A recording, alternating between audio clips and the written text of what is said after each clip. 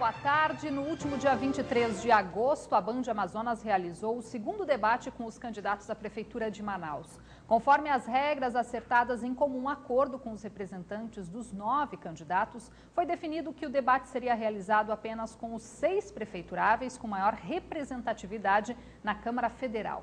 Os demais foram convidados a participar de mais uma rodada de entrevistas aqui no Band Cidade. E começamos hoje pelo candidato do PSTU, Herbert Amazonas. Muito boa tarde, candidato. Obrigada pela sua presença aqui no Band Cidade.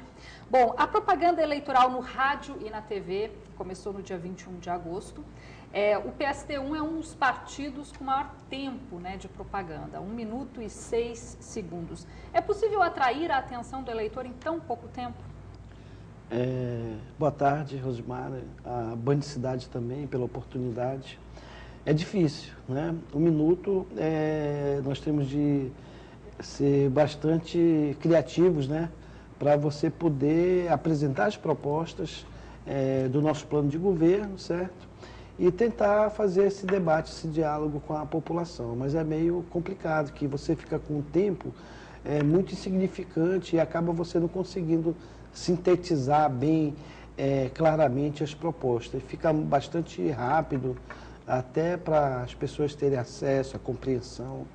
Fica difícil, mas a gente tenta fazer o possível para que tente passar uma proposta da melhor maneira didática possível.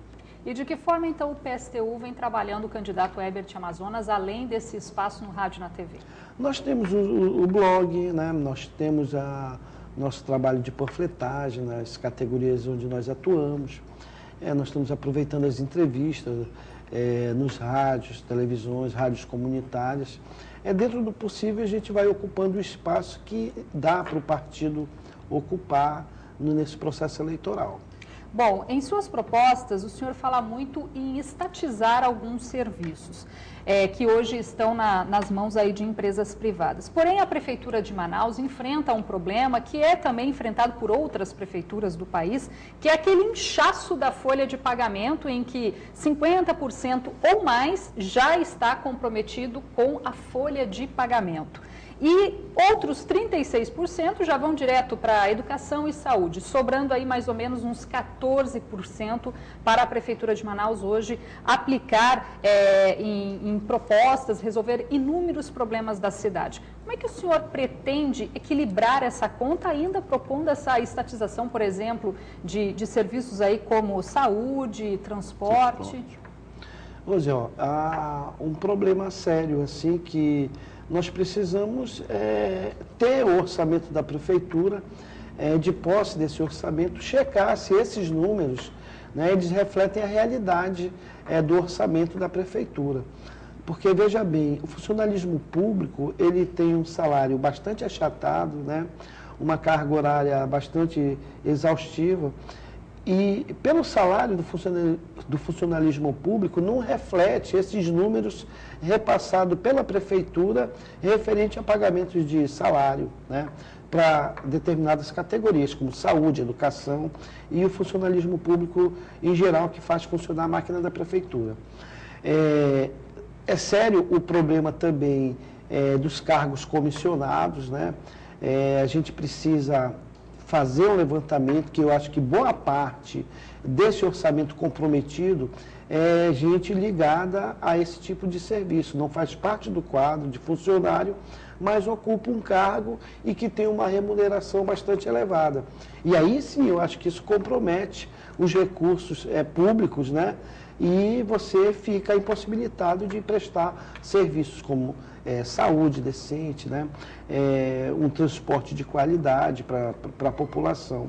Então, nós achamos que nós precisamos fazer um levantamento desse orçamento, chamar os trabalhadores para a gente discutir a questão até do plano e carreira deles e os reajustes salariais. Eu, particularmente, não acredito no tamanho desses números do comprometimento do orçamento com a folha de pagamento, certo?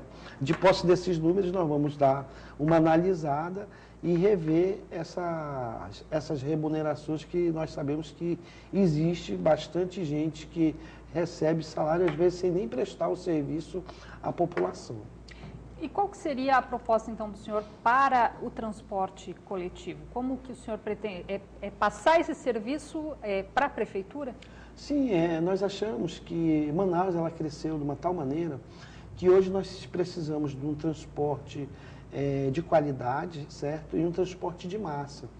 Porque se você tem hoje, por exemplo, as linhas do metrô já fazendo esse serviço, você tem um serviço barato, um serviço pontual e um serviço de qualidade. E aí eu tenho certeza, se você tem um transporte com esses 3 elementos, a qualidade, uma tarifa barata e pontual, tenho certeza que você nem vai estar utilizando o seu automóvel.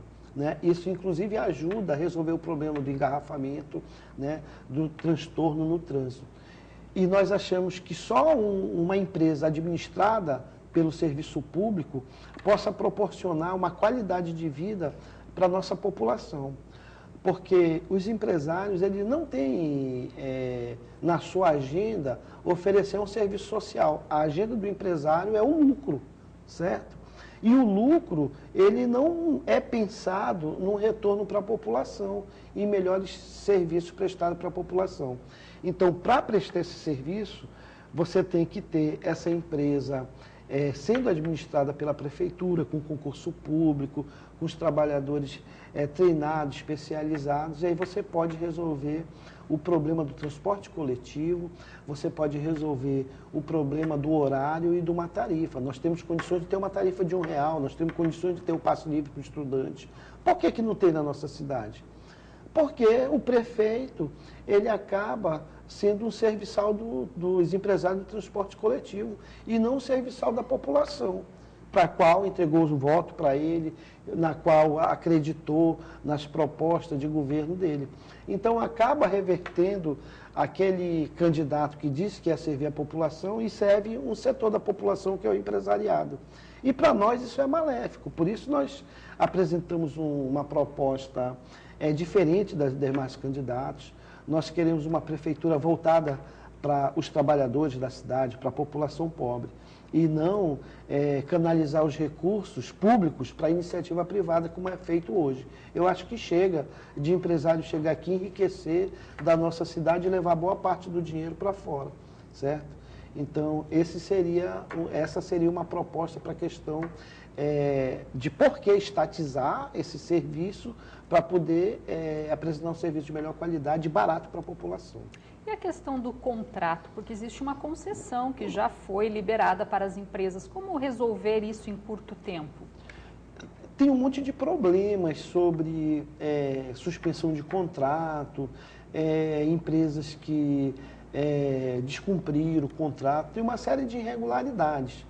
Essas empresas, de imediato, acho que nós temos de romper mesmo o contrato, porque são marginal as leis que foram estabelecidas, que regiu esse tipo de contrato, certo? Mas como não há uma pressão popular, não há uma mobilização popular que cobre tanto o prefeito como os empresários, isso acaba ficando entre o judiciário ali, um processo normal, e que não avança, acaba todo mundo se saindo bem, deixando o rombo na prefeitura, vai embora e ninguém resolve esse problema.